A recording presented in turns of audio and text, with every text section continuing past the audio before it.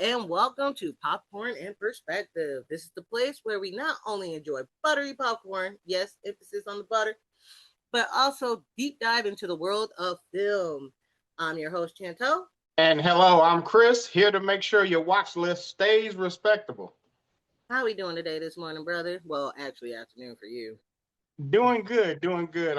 We woke up this morning, wife and I, and went to and saw Ready or Not Part One. We rewatched it because we're Oh, going to be going to see Ready or Not Part Two, and just like Ready or Not Part One is one of my favorite movies, just because it's a silly horror movie, and yeah. doing all right this morning. How's things in Okay. that way? All right. I was like, you gotta let me know how that second one is because I love the first one, so I'm kind of Yeah. excited. Um, you know, it's a Saturday. It's my weekend. I'm off. Hopefully, I was trying to get to sleep, but I'm like, my body would not let me sleep, so we up. Yeah, exactly. All right. So now we are here to share our insights on new releases, timeless classics, and the movies or shows you accidentally watched at 2 a.m. and then you couldn't stop thinking about. So get ready to experience movies like never before because we got opinions and we're not shy about them. So, welcome to today's episode. This time around, we're talking about deep dialogue cuts.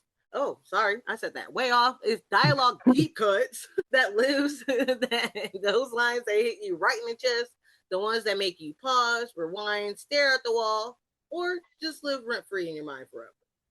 But before we get into that, we're gonna talk about the Oscars. Now, listen, this year's show, it was fun.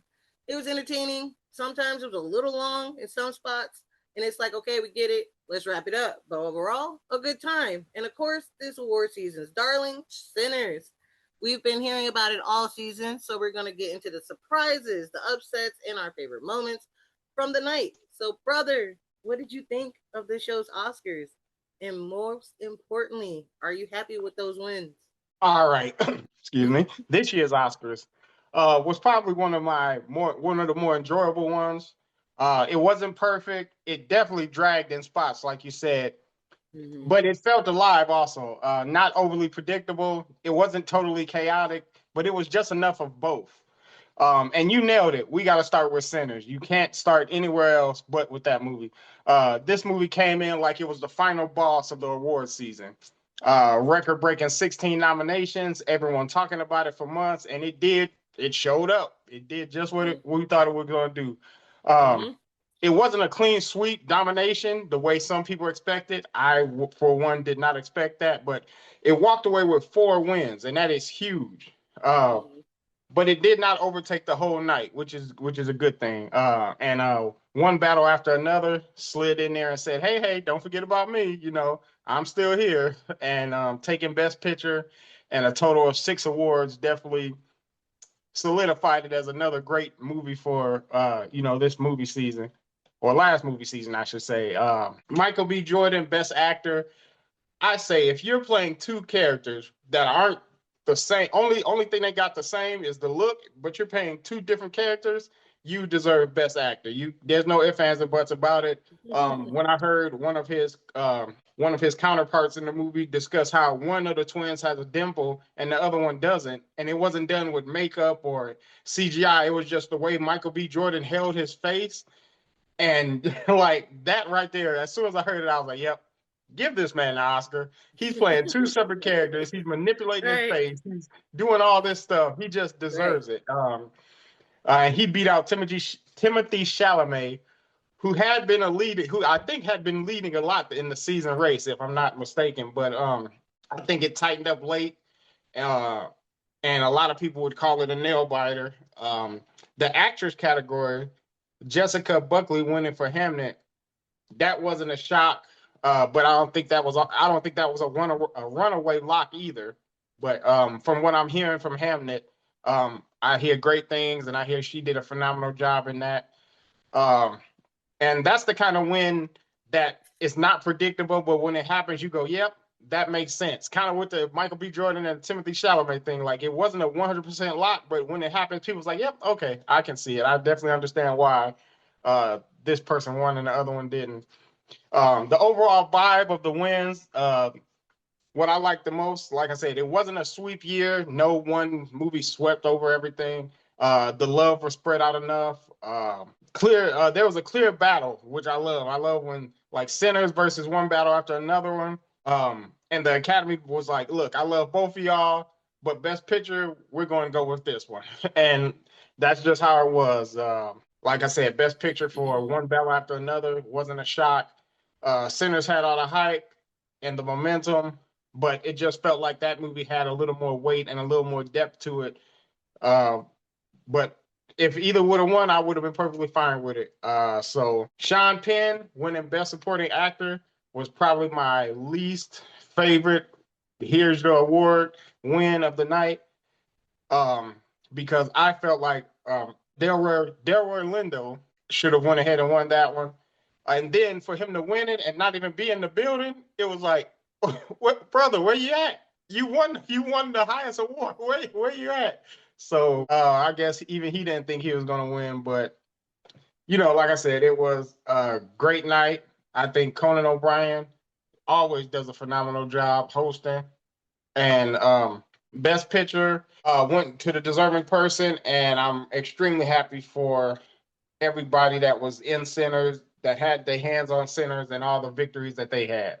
So what do you? Oh, and the tie. It had a tie. I didn't even say that. It was a tie. It was a tie Yes. in what category was that? I'm sorry, It y'all. I was didn't. short film, I think I was looking at the listing and it was best live action short film. Yeah, and it was a tie, which has never happened, which I don't understand. I understand both of these movies being great, but there are so many voters, they could literally call it up. If 5 people, no, let's say if 10 people voted and it was a split 5-5, call the 11th voter and be like, hey, you seen these two movies, right? He said yes. Which one do you think is better? Boom, that's the winner. Like an award show this great should not end in Mm-hmm. a tie for that. And just to like clear this up too as well, it looks like this is the seventh occurrence of a tie in the Oh Oscar wow. history in the first one since 2013. Oh wow. Yeah, Yeah, I didn't even know that. I was like, I thought this was the I first thought, time they yeah, ever I had thought this was the ties. first one. Yeah, there should not be any ties in the Oscars. Like, No, it shouldn't be. I was like so confused. I was like, wait a minute. I was like, did these members just say there's a tie? I was like, did I hear that correctly? It's like, okay, I guess, yes, it works. I don't know. Even though I know that Dad was kind of like grossed out when he heard when he heard the name for the one that got the tie was the two people exchanging saliva. I was like, dog. saliva. Yeah, I was Yeah, like, I was what? like, come on. It's like when you kiss somebody, you're like, stop it. That's pretty much the second title. The two people exchanging saliva, also known as extreme kissing. Like, okay. Yeah. Yeah, like just call it that, I guess. You know what I mean? So But yeah, I now that, but the thing is, now that I saw that they're a tie and I had saw the names of them before, I'm like, I want to watch both of them so I can be like, okay, this yeah, is so the I could one be that should have like, won. what's up? so, Like, what's so if going on? so Oscars, if that was the plan, if that was for you to get more attention on this category and further and future movies that might be in this category, you won because I am going to be watching both of them. Yeah, I was like, this is And great. what did you think about it? I know you watched it more in depthly than I did. Of course, I'm always I'm always tuned in when it's like the award season. I just I just want the industry to cut it back down. I want them to come back to February. Like when y'all are pushing this shit to March, it's like, all right, I feel like y'all dragging this out because it's like I remember when Oscars came on in February. Like Yeah. when February hits, okay, we are at the end of the award season because it's like these people have been ran rugged probably from like the end of the year until March. So it's like, how do you think we feel when we keep hearing about awards, awards, awards? And it's like, oh, it's like we're not done yet. Like, it's like let's wrap this up because it's like already the Oscars is like over 3 hours anyway, and Oh, it's like, bro, I'm like, why is this? It's like, why is this show so doggone long? Because they be like doing extra stuff in between. It's just like, can we just hand out these awards and get it over with? But without that saying, I'm like, the opening was great with Conan O'Brien. I think Conan O'Brien should always come back as the award, as the host for the show, which I think he is actually coming back for next year. So I'm like oh excited wow. about that. Um, his opening, his cold start was great when he like was dressed like he was dressed like Aunt Gladys, which Yep, is really yep. great. And just seeing him like go through all the like movies that were nominated and having like the kids chase after him, like that whole scene was like great. And then like his monologue was just it was phenomenal. It's like every time when you get someone in there and they're like and they're politically aware, I love that. It's like don't scratch the surface, like get in there, because it's like every time when it's like a night in Hollywood, it's like everybody becomes all preen and person. Like, no, I'm like, this is the world we live in. So it's like Yeah. just and it's like, of course, the jokes were coming. So of course he made a quick joke about Timothy Chalamet, because if y'all live in social media, everybody knows everybody came at Chalamet about his little dig with ballet and opera, talking about nobody cares about those art forms anymore, but technically people still do. It's just not excessive to everybody. Like ballet and opera is fucking expensive, bro. Like not everybody And can access it, but still, it's just everybody's. It's hard work. Like it's still a living art form. So for him to like come out and be like, "Oh, I don't want to be a part of this kind of art form. Like I want to be mainstream." It's like, okay, dude, we understand that, but you could have said it in another way to where people wouldn't look at you sideways. So it's just, I'm like, he said what he said. It is what it is. But I just thought it was just kind of crazy, like how everybody literally just kind of like went off. Like it was just like chaos, like on the timelines. Like that's the one thing I don't like about award season, because then you get people like on film Twitter who just uses like anything they can to just like to beat down like another nominee, which I saw a lot of, because it's like a lot of rage baiting on there and a lot of race yeah, baiting when it comes to this kind of stuff. And it's kind of like sad when it's like, y'all, I'm like, we're like, movies are made for us to enjoy them, not to like tear people down in the process, or like it's a mess. So it's like I try to stay out of it as much as possible. But let's just get back onto it. But overall, like we said, the biggest champion of that night was Sinners, because out of the entire Oscar history, it had it had received 16 nominations. 16, when the previous record was held by All About Eve, Titanic, and La La Land when they had 14. So I was already excited knowing that, ooh, we broke the record. But also, we already know when it comes to the Oscars, when they play around in black um artist's face, like every time, that those nominations are always the award. And that's what it was. It's like I just didn't want them 16 nominations to be the award. Like I didn't want yeah, them to walk into that place and being like, "Oh, it was nominated for 16 and didn't win any." I was just like, because like already out the gate, like the first award was Best Supporting Actress, and then when it was like Amy Magdalene, I was like, "All right," I'm like, "We already not starting out great," but I was still happy that Amy Magdalene won, because I was like, if not Womney, if not Tiana, I would go for Amy. yeah, I'm like, I'm sorry. I'm just like Issa Rae says. She's like, I'm voting for black people. I'm like, I'm here for black people. I'm like, I'm always going for my people. But I'm like, I've seen everybody's perform. I think I've seen everybody's performance that was nominated in this category. Yeah, I did. I've seen everybody's performances in this category, and I would have to say it's in between those three. But if it really came down to it, I really wish that Womney would have won for Annie. Just her character, like her depth in it, just the way she carried herself, and just I'm like, that woman was just amazing throughout everything she did was just subtle, and then it was just um I don't want to say generational, but I'm gonna be like, it was generational. Like she just, it's like, even though she wasn't on the screen for too long, she still held it whenever she was there. Like yeah, she held it down, like especially the one scene, and it's just her. It was like her, Cornbread, and Smoke, when they were like, she was talking to Cornbread, like that whole scene right there was enough. And then like her scene with just her and Smoke at the house, I was just like, why wasn't my lady not what's going on? But I will say Amy Magnin, she was great. So I'm like, I can't be mad at it. I was a little disappointed, but I can't be mad, because she still gave it as Aunt Gladys. I still love her Yeah, as Aunt Gladys, regardless. I still love her as Aunt I think that was my like Sean Penn was my surprise. I think Magdigan, There you go, Madigan. Jesus, was my disappointment because I did think Romney was going to win it. I thought she was Mm-hmm. going to run away with that actually too. Because I've seen Weapons. I've seen Weapons twice actually, and like you said, she did Mm-hmm. a great job in Weapons. Weapons was hilarious and it was a Yeah, good movie. But yeah. I don't think that it took the acting chops that Romney had to go through, and like you said, her Mm-hmm. character had more depth and more just intensity and more fire and carried the movie more Mm-hmm. than how She was Madigan. like that. She was that voice. She was like that voice of kind of like you want to say like she was that voice of reason in Yeah. Sinners when you think about it. Because I'm like, she was the one who figured out what they were. She was like the vampires. I'm like, come on, dog. I was like, oh.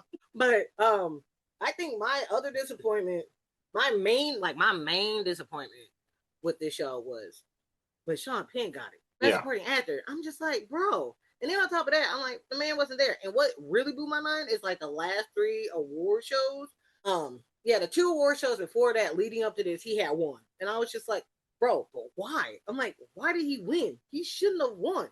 When you look at the lineup that he's up against in this role, I'm like, and I've seen every single performance in this movie.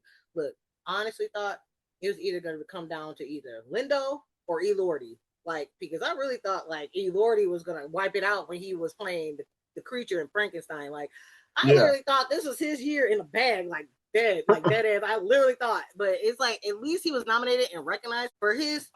I'm gonna have to say it. This is his breakout role right here. For me, it's like it's like him as the creature because it's like we've seen him in other stuff, but to see him in this way and just seeing like all the stuff that he had to do and that he was sitting in a chair for 400 hours in makeup, like, bro, I'm like, I get it.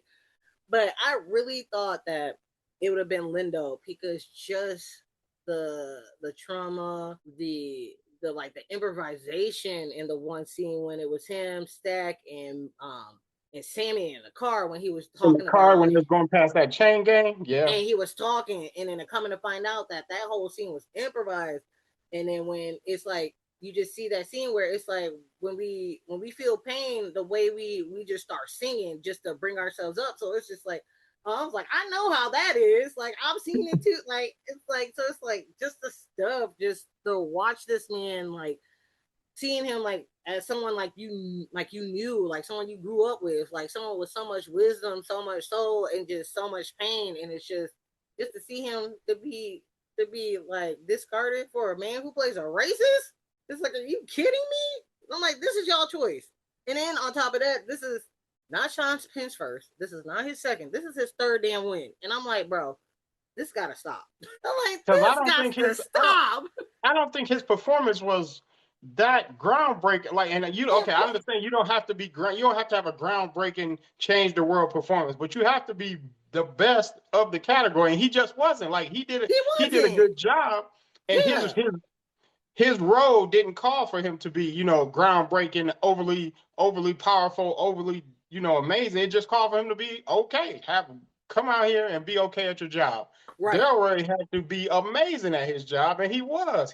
Because he put Thank himself you. and he brought more to the character and everything. Like, Mm-hmm. it's like Sean Penn, like I said, he did good, but he just walked through the character. He just was, Delroy, he brought himself to it. He brought more into it. Like you said, he improvised. He it's just, yeah, that was such a surprise to me that he won it, Mm-hmm. because I don't feel like after I left the theater, I feel like I forgot about Sean Penn's character. I was just like, oh well, that happened to him at the end, okay. Yep. But leaving the theater after watching Sinner and Delroy Lindo, I was just like, Mm-hmm. wow, he did a great job. Like, all these, like, the Negro spiritual kind of feel to it, and the humming, Mm-hmm. and the he's like an elder you just sit down and you just learn so much from, and that's what I took from that. Exactly. So yeah, I Exactly. feel you on that disappointment. Yeah. And then like another disappointment. I have to say it's like, look, I already knew it was coming. I'm like, we're just gonna talk about a couple of these, y'all. I'm like, because it was a long ass show. I'm just gonna talk about my the ones I really want to talk about. So the one I knew that we were not gonna win, even though we should have won. We should have had that one in the bag. Was original song. Yeah, yeah. I lied to you. Which they I lied to performed. you. Which they performed. That song right there should have been in the bag. When I say I lied to you, is one of them, and I know everybody uses this word, but it is a generational song. Like it's just one of those songs that you hear and you just instantly just you're just in it. And it's just I loved how they like brought it to life on stage, and it was Mhm. like, and I don't know if you've seen it, but it was like it was great. They tried to make it seem like how it was in the movie, and then there was like one part they had Jack O'Connell, Lola Kirk, and I forgot the other guy's name, the ones who played Remy or Remick and the other two vamps. They were there, Oh, and they were like showing. He was like asking if they could come in, and he was like, "No," like it's like y'all still ain't getting invited. Like y'all can't. And so I love that part so much. I love that they put that in there, and then at the end, I'm like, I hate that they did this. I didn't hate it that they did this. I know that Timothy Chalamet must have hated seeing this because they brought out Misty Copeland. yeah. If y'all don't know who Misty Copeland is, I'm telling you, look this lady up. She's one of the first principal ballerinas, black ballerinas, I must say. She came out of retirement. This woman, literally just had hip surgery in December. This is March. This lady came back out on that stage for maybe like a good 2 minutes just to shit on Timothy Chalamet and let him know like ballet and opera is not dead. Like she had to let him know. Like do not She, play in ballet's face because we are still here. she had a total hip replacement. Total. Mm-hmm. Like, let me just take out everything and give you new stuff. And she was still up there on her toes, kicking high. I was gonna say this when I meant to say it when you was talking about, him when he Mm-hmm. said it, but yeah. And that just happened in December of last year. We're Mm-hmm. only in March, so it's only and the way she was kicking it up, like she don't need to be retired. She need to keep because she looked amazing doing that. And like Exactly. it was, and I don't blame her for doing it because if I'm the best at what I do and you say nobody Mm-hmm. cares about it, okay, I'm gonna show you that nobody cares about it and that we're irrelevant. And she shut his mouth. He should have just got up and went to the bathroom because he got put in his place and he deserved Yes. to get put in his place. Yeah. It's like, baby, it's like I understand, but let's shut it. Like, don't get me wrong. I love him. I love him as an actor. Don't get me wrong, but it's just Yeah, sometimes it's like, don't like say stay in nothing. your lane. That's not your lane. You Yeah, shut you in up. the acting lane. You Yeah, veered off a little bit into the ballet, and she had to. Hey, go ahead. You in my lane. Go on back. And yes. she put him back. And that's what's crazy. It's like I understand what he was saying. It's like yes, we understand. Like you want to be mainstream. Like you want to be everywhere. We get that, but Yeah, just don't be knocking everybody else because you know what I mean. Like it was just dumb. But I love that scene. I just love that whole performance a lot. And then because I think this is like the first. Yeah, they've been doing it a lot lately where they don't do all the performances for the yeah. songs I've noticed because this year we only got "I Lied to You" and of course "Golden" from K-pop, K-pop. Yeah, which all they had was just them stupid lights in the audience and all that stuff. That's all they had. That was it. So for them, to come on top, which I already knew because I'm like, it's K-pop. These little white kids love it. These parents hear it all the damn time. It's like it's beating in their heads completely. So of course I automatically knew that original song was gonna go to that stupid K-pop movie. Don't get me wrong now. Do not get me wrong. That movie was great. I watched the movie. I actually enjoyed the movie. But I'm not gonna sit here and act like, oh my god, that song was phenomenal. It should have got no. It shouldn't have got yeah. nothing. That song And should not have got anything. I think I drastically underestimated it because I didn't think it stood a chance. But obviously, like you said, I looked it up. I was like, "Whoa, it's bigger than I thought," because people jamming to it everywhere. And I was just like, "Oh, okay, it's a fly by Ah, night thing," but it is yeah. not. Let me tell you about these K-poppers, man. Look, I got friends who's in love with K-pop. Look, I even know a girl who's from your side of the states who's coming all the uh, way out this way that I think to see BTS. I was like, girl, do you? Like, do you? Like, dang. I'm like, if that's what you want to do you? Like, okay, The only person I'll do that for is Beyonce. But hey, but yeah, I think that was like one of my upsets. But it wasn't like a surprise. I just thought that people would have just been like, you know what? Like maybe this song should have got it, but I knew we weren't gonna win best song. Best like a best original score. I already knew that was gonna be in the bag for us. Like straight off the bat, I already knew. Like Yeah. I was like, if this man wasn't gonna get nominated, I would have been shocked. But I knew, like after seeing the lineup of who he's up against, I'm like, that's Ludwig Göransson's all day, every day. Like, I think the Sinners score because that came out, yeah, it came out last year. It was in my Apple Music replay of last year. Like, Yeah. I played it so much. I literally played that shit out a lot. And I'm not even gonna lie, I played Rocky Road to Dublin. I don't know how many times. I'm sorry. I'm sorry. I knew. I'm like, I know that song, but I love this. I just love Yeah. how we put our little spin on it. I just love it.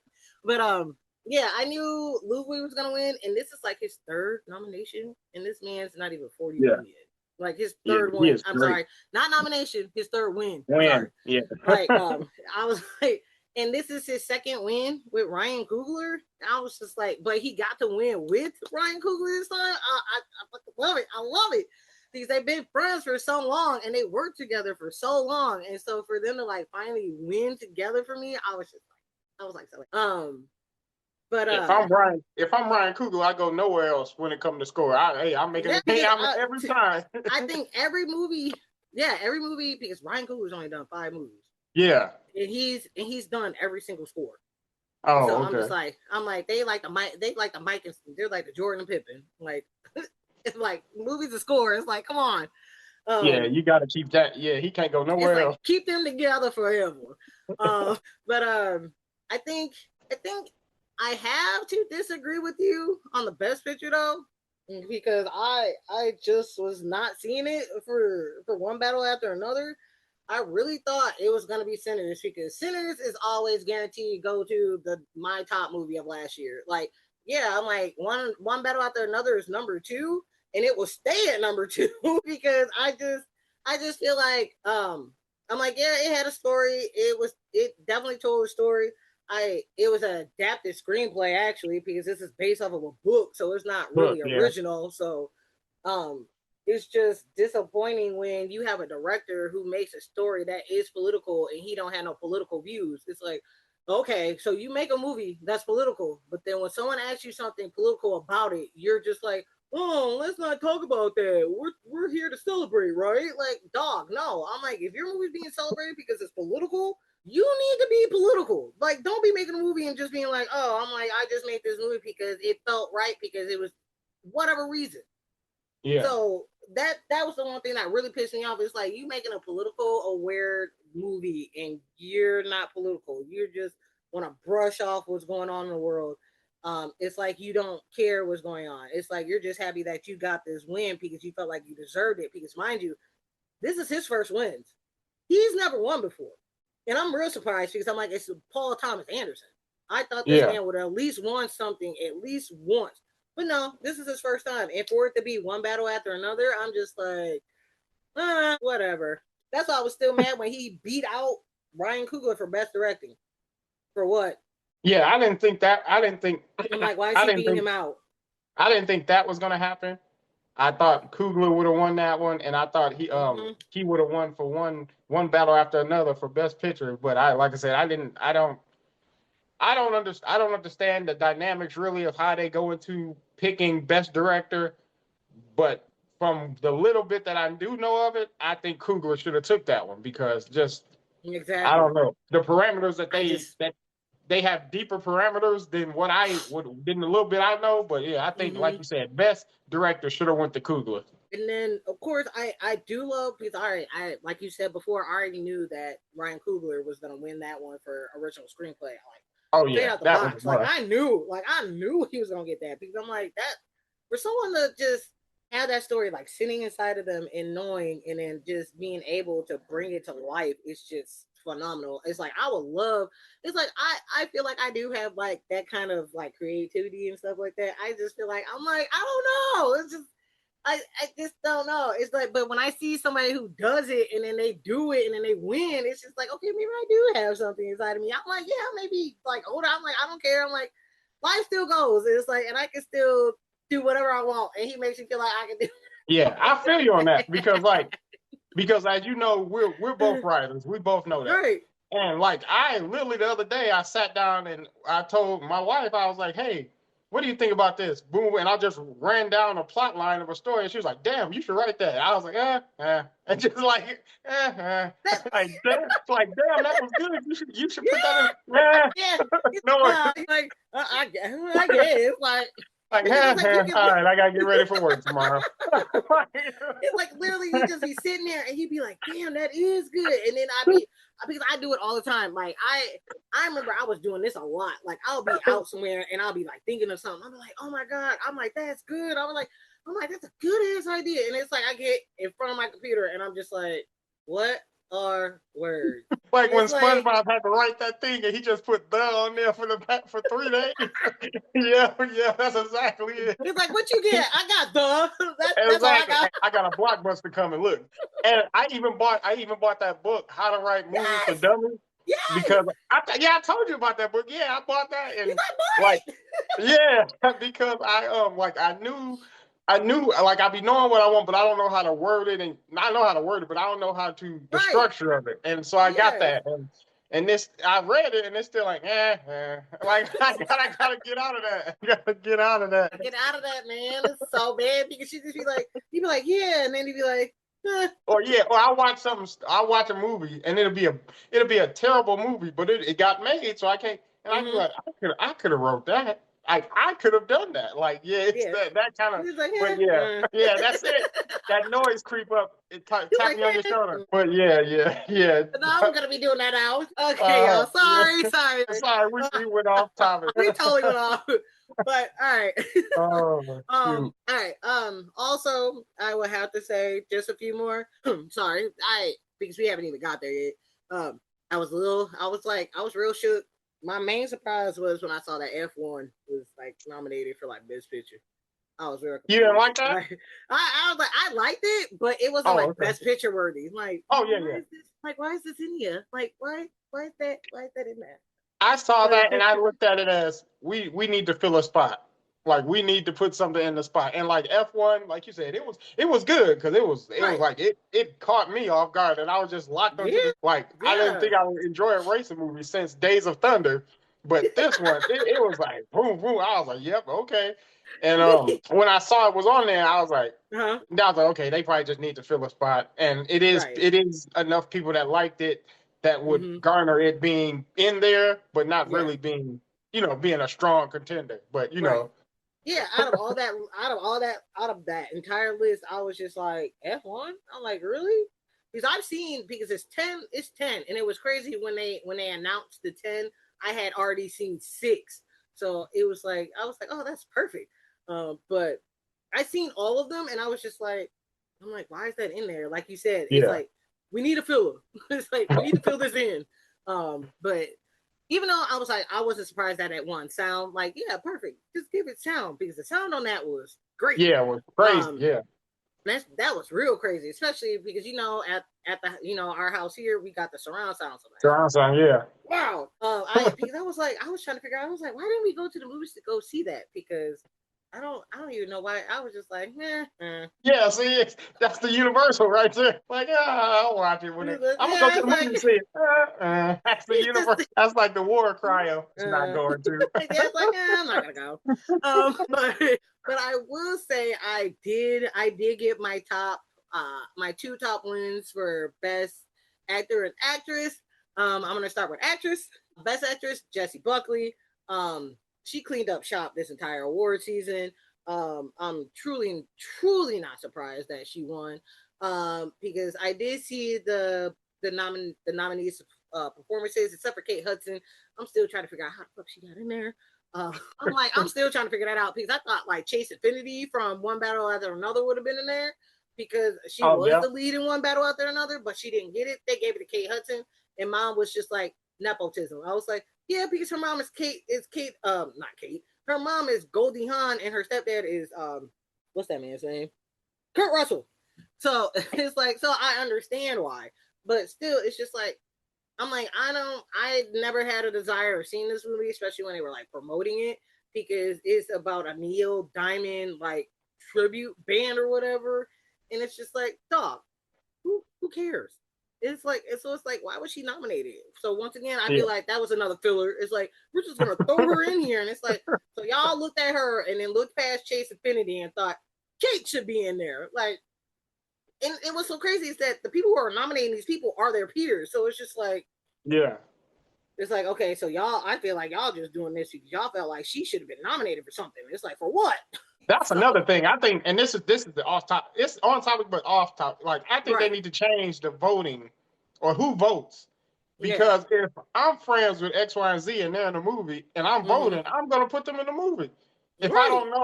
If I don't know this person and this person has done a lot better job, I'm gonna Mm-hmm. put my friend. So I mean, I'm not saying that happens all the time, like they just vote Right. in who they, but you know, it does. I'm sure it does happen. So they need Yeah, to it does. somehow change that. Yeah, because they usually do like them anonymous voter things and they'll like post them online or whatever, like the publication like sites or whatever, they'll like post it and they'll be Yeah. like, some of them will, I've seen some that says like, oh, my friend was in this movie so I voted for them. No. And I'm just like, see, this is the kind of voting that y'all don't need. Like, y'all don't need to be biased. Like, y'all need to be looking at all these performances and be like, okay, they did really good. Unfortunately, like my friend didn't do all that great. This person did better. Let let's not be biased. You know, like don't be biased. Exactly. I hate that. Like I hate that so much. Like let's not be biased. But Rose Byrne, like for the movie If I Had Legs, I'd Kick You.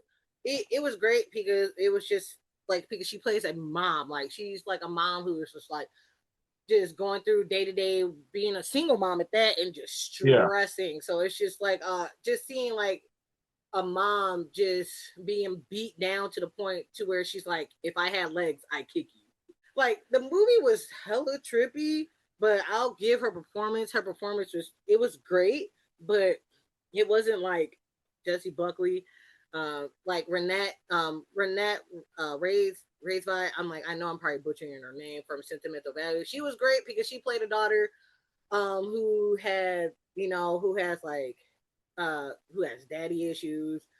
Yeah. So that was another one that was really great. That's another movie that was kind of like back and forth between subtitles and English because they were speaking in Swedish. And then Emma Stone and Begonia. I mean, it's Emma Stone and Begonia. Like Emma Stone doing Emma Stone. Like Emma, and it's like she's already a two-time winner, and I'm like already disappointed at the fact that she like won for but she won for, what was that movie? Oh, the Things, one that just things, things. What is it? Yeah, the one the that she one just recently won for. That last one. It's something the, things.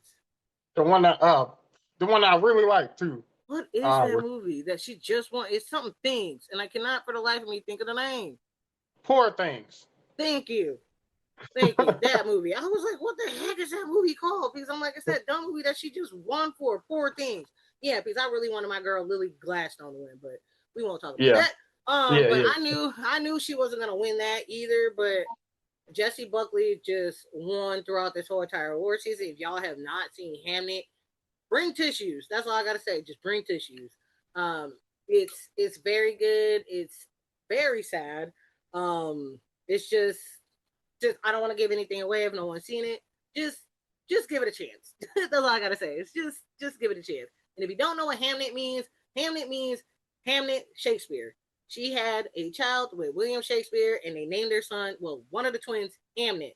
So Hamnet, Hamnet, Hamlet. They go together, and you will see why when you watch the movie. So there's that. Definitely. Excuse me. So I really wasn't surprised when her name was called. I was just very thankful. Because I'm like, I knew she was gonna win. But my win for the night, and I was not surprised. I knew he was gonna win. I was I think everybody in the house cheered. I cried. I'm not even gonna lie, I cried like literal tears. I'm talking about Michael B. Jordan winning Best Bitch, like winning Best Actor for Sinners, bro. His first nomination and your first win, bro. I knew right out the goddamn gate this man was gonna win. Only Oh yeah. because, only because when I saw who he was up against, I was like, okay, it's gonna be a little shaky because it's like you got Timothy Chalamet, you got Leonardo DiCaprio. Ethan Hawke, and then you got Wagner Moray. So I did not see that movie with Ethan Hawke. I didn't even know this man had a movie.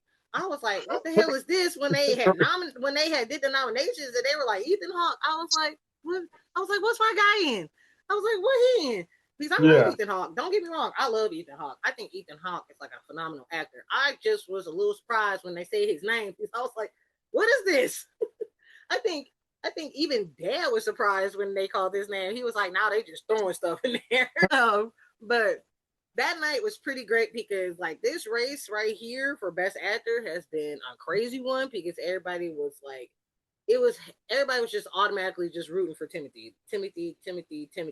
Of course, Timothy, he promoting the hell out of this movie, his performance, because he already said it himself. Like he wants to win. Like there's no doubt in his mind that he really wants to win this. So it's like, okay, we get that.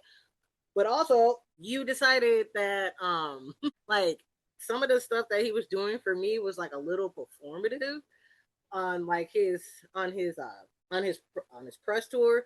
And then like one time, like I don't know if you saw it, but there's like this French rapper. Everybody was trying to say, "Oh, it's Timothy," and I'm like, they look nothing alike. But I guess when you see two white boys together, I guess they do look alike, like they say about us. Anyway, I guess this French rapper, I have no idea what the heck his name is. But he did a song and Timothy Chalamet like popped up on the remix. Like it's his name is SD Kid. He goes by SDK, and they said they have like similar facial like features and fashion choices. And then, and of course, he was like no comment. But also because like Timothy Chalamet is like half French, so that was another reason too. Everybody was like, "Oh," but he also has a rap alter ego, Little Timmy Tim. I'm just like, this. What the? Yeah. So when he did that, I was just like, all right, bro. I was like, I get it. I'm like, if you like it, I love it. I'm like, dog, you crazy? I get it. You trying to like promote, yourself out here with this movie. Like, it is what it is, but unfortunately, baby, it did not work in your favor. So it's like, so when those comments came up about ballet and opera, and he was just, everybody was just like, oh, he's saying this and he's saying that. Mind you, at the time that he said that, voting was already closed for Oscars. So for them to be like, oh, he lost out his chance of winning, he didn't have a chance. He didn't have a chance at all. It was already made who was going to win, and it wasn't going to be him. So that's why for everybody to be like, oh, he lost out on his chances. Oh, he lost out on his chances. No, he already lost out on his chances to begin with because he wasn't going to win. Yeah. And I also didn't like the fact that they had like this gambling thing online trying to be like, oh, like Michael B. Jordan, like being like the winner for like, it went up like 44% or like stuff like that. And I'm like, when did this become a gambling ring for movies? It's like, we don't do that. We just go to see movies. We love these performances for the love of it.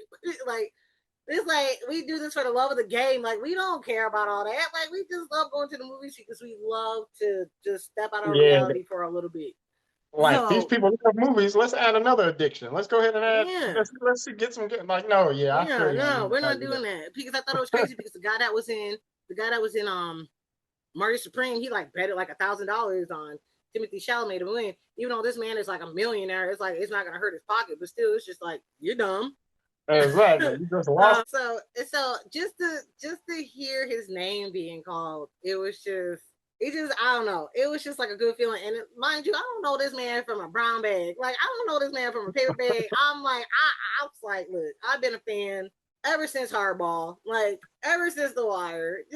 I just been a fan. I just been a fan. I didn't get into the soap operas though. I didn't get to see All My Children when he was on it. But I have been a fan ever since the beginning. So to see him win off of his first, that was a great feeling. And then on top of that, he gets to win with his friend and collaborator in the same night as Ryan Coogler. I just thought that was just beautiful in a sense for them to be working together, and they did four movies?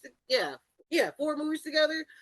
It was like a beautiful thing. And then to come to find out that he is the second actor to win, for a dual role since 1965. Oh wow! And then And then on top of it, which still blows my mind is that Michael B. Jordan is the sixth black man to win Best Actor. Mind you, this show, this award event has been going on for almost 90 years. I want to say it has been 90 years. So for you to have another black Best Actor and it's only number six, something is wrong with that picture. You're telling me out of almost 90 years of Oscar history, only six men have given you best performances in a leading role? Like, are you kidding me right now? Exactly. I made a post about that on Facebook and on Twitter because And it's then like, yeah, it's like all the movies in the world, all the movies that come out on a yearly basis, you can't find a black person that is deserving of the award besides six in such a huge time gap span. Like, what is going on? But yeah, it just right, it's crazy. And then on top of that, don't even get me started on the black act. Don't even get me started on the best actor side because you're telling me that Halle Berry is the only woman to have won since 2002. is she? Yeah, she's the last one, the first and the last one. Because ever since Hattie McDaniels, it's always been best supporting, always been best supporting until Halle Berry in 2002 when she won for best actress for Monster Ball. She has been supporting actress all the way through. I'm still trying to figure out why Viola Davis don't have one yet. Like, it's pissing me off. Like, y'all gotta stop playing in the black woman's face. That's all I gotta say. That's what I got one. Bro, she should have won it. She should have won it from Jamie Lee Curtis. Oh yeah, of course. Lee Curtis won. Why is she winning? She shouldn't have won because she didn't do nothing. She was an auditor in that movie. What did she do? Wasn't even in it for that long. Nothing. Now, when you got Angela Bassett as Queen Ramonda in the second Black Panther movie, this woman is going through trauma. Like, and you gonna try and tell me Jamie Lee Curtis did a better job, bro? If you don't get out my face, that one was another irky one. Like, it just irked me to my core. But I will say because I do not want to mess up her name because the other win for what was it for Sinners? It was cinematography, which I loved. I was like hoping, yeah, Autumn, that's her name. Autumn the Raw Archipel. Like I'm like real shocked that she was like the first woman to like ever win. Like I was real shook about that. But I love that Sinners didn't walk away with anything. I love that they walked away with at least four. I'm still a little disappointed that one battle after another was like 1-6. But I'm like, it is what it is. But I was real surprised when like Frankenstein was like starting to like win some stuff. I was like, wait, hold on. I was like, and they won a lot. And everybody was a little surprised too. We were like, wait a minute. It's like, wait, they won what? Because they won costume. I was like, I thought that was ours. I was like, oh, I was wrong. They won makeup. They won best product design, and I think it was those three. Yeah, best production design, makeup and hairstyling, and costume design. So I thought at least he would have had one of those, but I'm like, I'll give it to him because Frankenstein was a great. I was just a little disappointed about the best casting with one battle after another. I'm like, you got like 3 Oscar winners, and then you got Tiana Taylor, Chase Affinity, and then in Virginia. I'm like that. It's like, how hard was that casting? Like, how hard was that casting for you? Because I think the casting that did great was Sinners. I'm sorry. Because they won best cast at the SAG Awards this year, so I thought they would at least have best casting in the gag. But either way, besides that, I still think it was like a good night. I just wish that Sinners would have walked away with a little bit more, but I'm not gonna lie and say that I'm not happy with the wins that they got. I'm definitely happy just seeing Michael B. Jordan's face. Like that just made me like just I was so happy. Oh, and another thing that also makes me upset because I think you even said something too alongside with me is how Ryan Coogler is the second black filmmaker to win original screenplay after Jordan Peele for Get Out, which was 8 years ago. And I'm just like, y'all gotta stop playing in black people's face.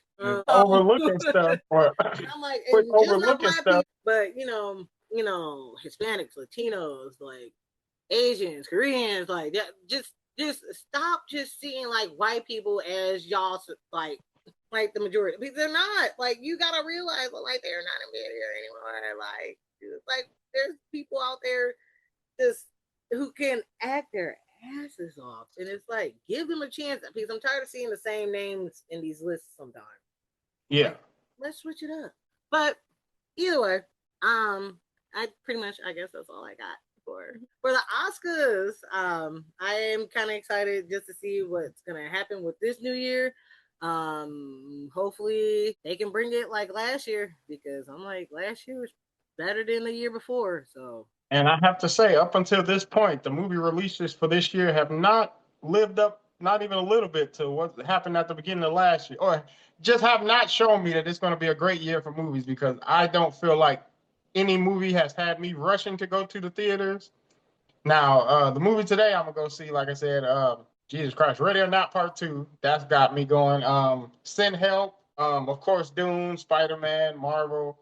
Uh, that one movie with Domino, the girl who played Domino, They Will Kill You or something like that. I'm gonna run to the movies to see that, but I just hope the movie releases and the prospects pick up because it's been a little slow. well, yeah, because the first 3 months, like usually, like the first 3 months are usually slow during the Yeah, like because they don't usually pick up until like next month and then on. So yeah, it's but like the first 3 months are usually the slow months for movies. So they know like people ain't really trying to go to the movies like at the top of the year. So, but we still go because it's like it's shown that we still go. But yeah, that's usually why we don't see too many big movies like at the top of the year because yeah. but yeah, I actually kind of enjoyed this Oscars, even though I wish there were some more wins that I could have went with. But hey, it is what it is. So, did you have any more, brother, before we get into it? Nope. I think we put a bow on this Oscars pretty well. Alrighty. So, before we dive deeper into the perspective, you can follow me on X or Twitter at underscore AkiraXO and on Letterbox at Edna Mode, where I absolutely log everything. So, brother, tell the world where they can follow you. You can follow me on X and Letterboxd under the Hazel Eyed Movie Guy. Once again, the Hazel Eyed Movie Guy under X and Letterboxd, where I also document everything, even what I watch on Netflix. Alright. Now it is time for the dialogue deep cut. These are the lines that stick with us, the ones that cut deep, made us think, or just had us sitting there like, damn. So, brother, give us your best or your worst. Either way, I'm judging. Maybe. All right. I have five of them. Then they're in no particular order. It just happens that the first one is my favorite. So, and that is going to be from Tombstone, Val Kilmer playing Doc Holliday when he said, "I'm your Huckleberry." Now, for context, the moment happens when Johnny Ringo, one of the main bad guys, antagonists, is looking to provoke a gunfight with by calling out Wyatt Earp. Now, Ringo is dangerous, confident, and clearly itching for a showdown. And he knows that Wyatt Earp might not be up to his standings. Mm-hmm. So it's like a bully wanting to fight somebody that he know he can win. And Doc Holliday and Wyatt Earp are good friends. But at this point in the movie, Doc Holliday is sick, um, and ill looking, but he's still extremely deadly. Mm-hmm. So when Ringo puts up the challenge of wanting to get a gunfight out of nowhere, I'm your Huckleberry. Doc Holliday comes out looking pale in the face, sweaty, hat on, but he's looking like he's 1 foot in the grave, but he's Yeah. also the way he said it, he let you know, look, I'm gonna take you out. You're not gonna do this. I'm the best here. You calling out people. And Val Kilmer's delivery is calm and almost playful, which makes the scene even more intimidating. And he undercuts Ringo's bravado without raising his voice, without doing anything, Right. boisterous. It's just that I know I'm better than you. I know Right. what you're doing. I'm your Huckleberry. I'm the one that you should be calling out. So it's like I'm the one you're looking for. I'll take the challenge. You want to fight? You got it. And that's just so iconic right there. That's like when anytime anybody say Tombstone, it just I'm your Huckleberry, and that's Yep. it. So Straight out the bed. that's it. So yeah, and That was a great movie. So yes, that is one of them. My second one is yes, I did it. I killed them, and I hope they burn in hell. Samuel L. Jackson in A Time to Kill. Now, Samuel L. Jackson delivers this line during his courtroom testimony. Carl Lee Haley is Jackson's character in the movie. He's on trial for murdering two white men who brutally assaulted his young daughter. Everyone in the courtroom already suspects he did it, but the case hinges on whether the jury would convict him or feel sorry for him, empathize with him and his actions. But when Samuel Jackson takes the stand, he doesn't try to deny anything. He already knows he did it. He's proud that he did it, and he openly admits it, saying, "Yes, I did it. I killed them, and I hope they burn in hell." This scene was so powerful because Samuel L. Jackson, well, yeah, Samuel L. Jackson in this character, he's raw, he's unapologetic. He has no confession. He's not asking for forgiveness. It shifts the trial from did he do it to was he wrong for doing it? Was he justified? So in the beginning, it was like, oh, did he do it? And towards the end, it became, well, I feel him. Like I'm not saying he was right, but I understand. So it was that, and it forces the jury and the audience watching to confront justice versus revenge, especially in the racially charged setting of the American South that this was set. So this moment is one of the emotional peaks of the film, setting up defense's final argument, which I would strongly suggest y'all watch this movie to see everything and get drawn in by this iconic line right there. So yes, that's number two. Number three, you could not live with your own failure. Where did that bring you? Back to me. That is Thanos in Avengers Endgame. That that is one of the hardest things I've ever heard somebody say because it reflects the guilt and trauma after losing that the Avengers have because they lost, they got brutalized in that, and then for him to say that, and it got whooped, annihilated, right? They got snapped out of his feet. so and this shows Thanos' absolute confidence in his worldview, like the way he sees the world. It shows I have no remorse. I'm confident, and it sets the tone for the final battle. It's one of those lines that works because it's not entirely wrong, but it shows strong. It shows their desperation because he's just like, you failed, you couldn't deal with it, so you came back to me. Like so, yeah. Thanos is at number three. At number four is one that everybody should know. You are one ugly motherfucker. Arnold Schwarzenegger in Predator. You saw Predator, didn't you? Yeah. It happens near the end of the film during the final showdown between Dutch, Arnold Schwarzenegger's character, and the Predator in the jungle. By this time, Dutch is the last survivor of his team.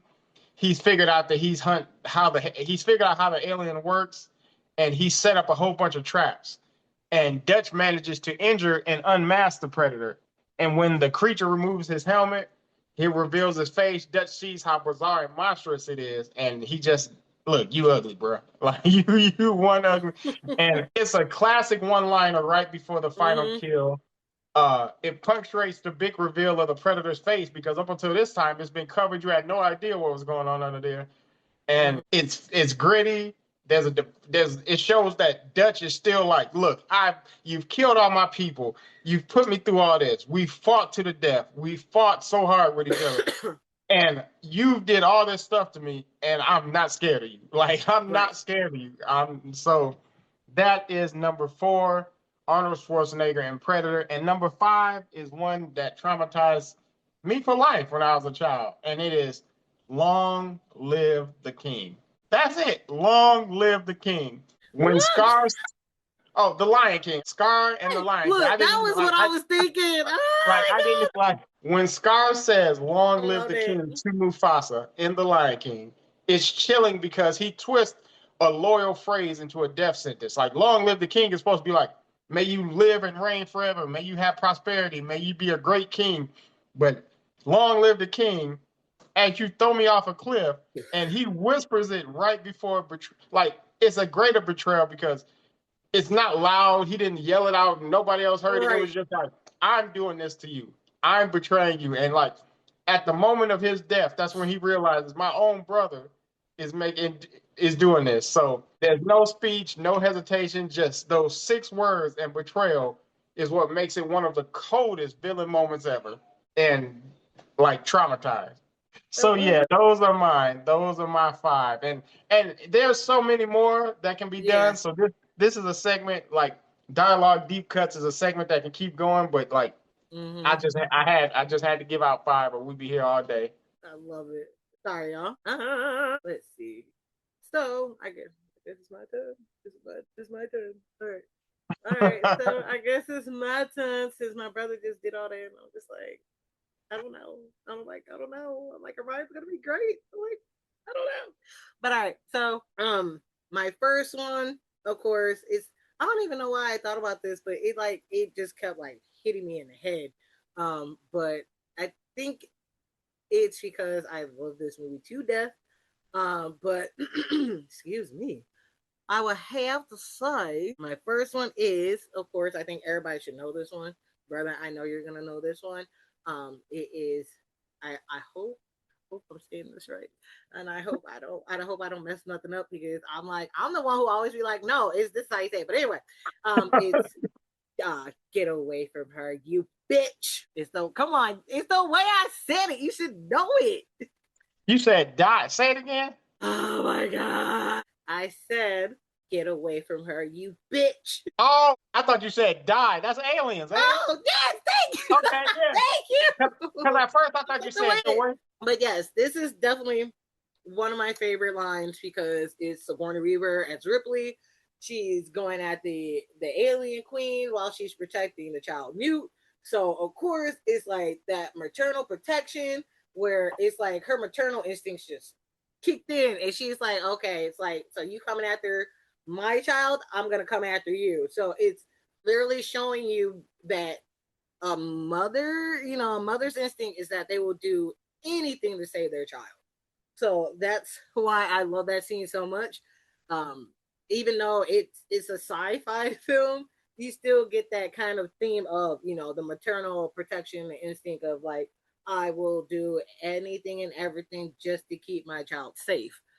Oh, and the next one, brother, you gonna know this one too because I'm like if you don't, I'm gonna be like why not because I feel like you should. Everybody should know this one. The next one is I love you. I know. Every Oh, movie, every oh my God. No, I, I I love love you. you. I know. Oh, I love you. I know. Come on, bro. Come on. Do I really have to tell you? Oh no. Yeah, that's still on. Yeah, yeah. Star Wars. Yeah, okay.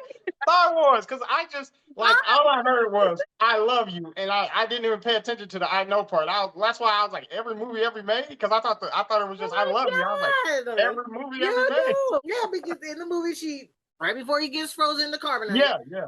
excuse me, she told him, I love you. And he improvised the line, I know, because he was supposed to say, I love you too, but he changed it and had Yeah, him I say, I know. know, which fits perfectly because With for his Han's character. character, it works because I honestly could not see Han Solo saying, I love you too. Like, I know just works with his, like, his confidence of, like, who that character was. So that's my other one because I was like, what kind of person just tells somebody I know? Like, I know okay, before you about to like, go die.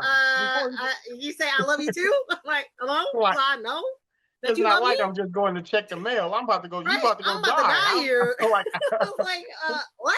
So, all right. So my other one, it's real short, and I loved it. It was just the way he says it. It's just, hey, auntie. yeah. Michael B. Jordan in Black Panther. I was gonna put that one Yeah. on. So of course everybody knows that scene, and thank you, brother, for that shirt. I still love it to this day. Um, it it resonates with me because it's like they literally thinking that this foreigner, this random person is in a country for whatever reason, and they thinking that he's lying. Like, oh no, he's not a part of our, he's not a part of our tribe. He's not a part of our family. And just for oh boy to pull that ring out, and it was just like it gagged everybody, and then it gagged them even more when he was like, "Hey, auntie," like that's your Mhm. blood right there. So it's like your husband has been lying to y'all this whole entire time. So it's like now y'all got to sit in this and deal with it. So I just love how he came in there and he just came into that scene with a force. So for him to end it on that note, I just it just I loved it. It made me laugh, and it also like gave me a chill because it was just like so nonchalant, but I just loved how he delivered it. It was just perfect.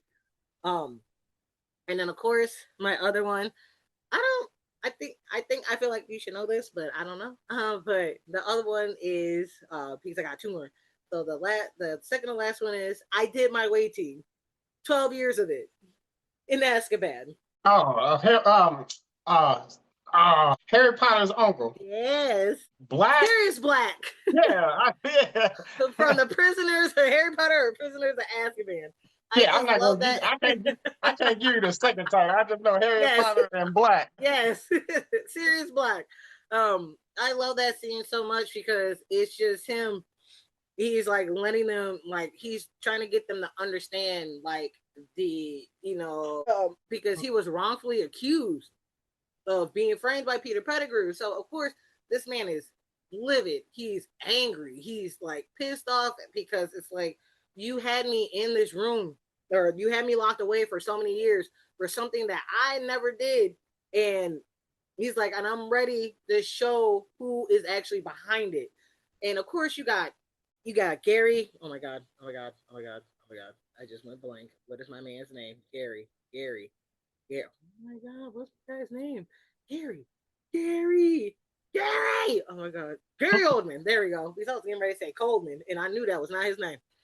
Gary Oldman. When he read that line, I was just like, dog. I felt everything in him when he was just like, dog. Y'all have you sitting in this prison for like 12 years, rotting away. It's just he was ready to fight. Like he was ready to go to war with Peter Pettigrew because it's like you had me locked away for something I didn't even do. Right. So I love that scene all the time. Um, and like you said, there's so many different dialogues you can pick from. We will be here all day. But my very last one, which I love this scene so very very much, is definitely an oldie, and I'm just gonna say it. It's Ask the Alligator. His blood helped. Then on the diet of the blood of snakes, toads, and all the future life of the Mississippi. Slowly, Lestat became something like himself again. Claudia, you've been a very, very naughty little girl. Interview with the Vampire, Yep. Yep. 1994. Tom Cruise as Lestat. I don't care what anybody says. I know that people are like up in arms about this man being Lestat. Bro, this man played that part to a T. I fell in love with Tom Cruise in this movie. So just to see him sitting at the piano, still looking like death warmed over, and he's just letting me know, like, I had to kill the blood of the animals in the Mississippi, which he hates. He had to eat them just to stay alive, just to Yeah. get to where he needed to get to, so he can get to Claudia. I just love that whole scene. And when he says her name, and the music just drops, and it just sounds very dark. And he says, "You've been a very, very naughty little girl." And he jumps up from that. He jumps up from the piano to go after her. It's like the cherry on top. Like I love that scene so much because it's like this man is livid that he had to eat off the blood of animals, which is something he does not like. He's like, that's Louis' domain. I like people, and just to get back to this house so he could kill this girl, like I was so ready for it.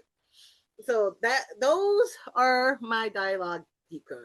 Those were some very good ones. Very good ones. Shout out to well, not shout out. I should say honorable mention to Eat the Cake anime. Honorable mention. What else? That's What's Love Got to Do with It? The Tina Turner story. Also, You Show Is Ugly. That's Color Purple. Also another one from Color Purple. You Told Harpo to Beat Me. Mm-hmm. And so just some honorable mentions on there. Like I said, this can go on so long, and we will Mm-hmm. definitely have to bring this up again. We sure will. Because there's like a few because I'm like, I can go all day with some Especially when bangers. you add the context behind it and the scenage, Mm-hmm. because you got to add that to make it work. You can't. So yeah, you're right. We could be here all day, and I definitely look forward to bringing this back because after watching so many movies, and the stuff Mm-hmm. I say all the time, just Because let me tell you, I don't know why I catch myself saying your BF's about to get F in the B. I was like, it's like seriously Scott Pilgrim versus the World. Like I can. pull off some quotes from that movie, but that one I always say a lot, and I do not know why. Yeah, my go-to, the one that I always say that my wife is always annoyed at, like, oh, shut up.